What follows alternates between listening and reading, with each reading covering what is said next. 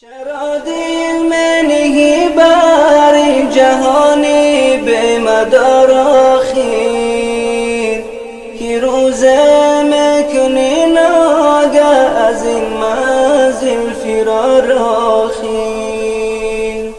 چرا دل منهی بر جهانی به مدار آخر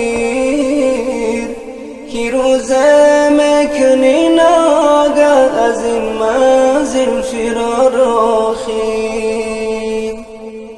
کس عبرت طلب دارد کفایت می بود ایناش که روزه افتادش با سوی گوریستان گذار آخر. کس عبرت طلب دارد کفایت می بود ایناش که روزه افتادش با سوی گوریستان گذار آخر. لباس نه پلاس نه بساط نه نشاط نه رفیق هم نشین نه بغیر از مرمار آخر. لباس نه پلاس نه بساط نه نشاط نه رفیق هم نشین نه بغیر از مرمار آخر. رفیقان را در آن منزل بدین احوال چون بیند نگردد شاد با عمر که نبود پایدار آخر. رفیقان را در آن منزل بدین احوال چون بیند نگردد شاد با عمر که نبود پایدار آخر. عمارت کردنی ویرانه دلها کند سودت پس از مردن نمی آید زر و مالت بکار آخر. عمارت کردنی ویرانه دلها کند سودت پس از مردن نمی آید زر و مالت بکار آخر. بناگه مرگ میکوبد تو را طبل رحل اینجا بیبندی رختی هستی جانی بیدار القرار آخر.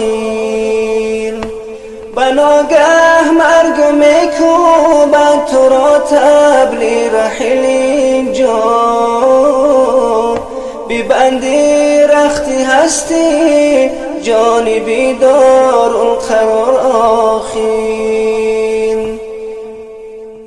به آگاهی گذشتن عمر و بس کاری نکو باشد ز عشقی حق نمودن ناله های زار زار آخر. به آگاهی گذشتن عمر و بس کاری نکو باشد ز عشقی حق نمودن ناله های زار زار آخر. رضای حق طلب میری جهان از دل بدر افکن نمی آید تو را مهری جهان فردا بکار آخر. رضای حق طلب میری جهان از دل بدر افکن نمی آید تو را مهری جهان فردا بکار آخر. سر از خواب گران بردار هر شب ترک راحت کن بگو یا رب منم عاصی توی آمرزگار آخر. سر از خواب گران بردار، هر شب ترک راحت کن. بگو یا رب منم عاصی، توی آمرزگار آخی.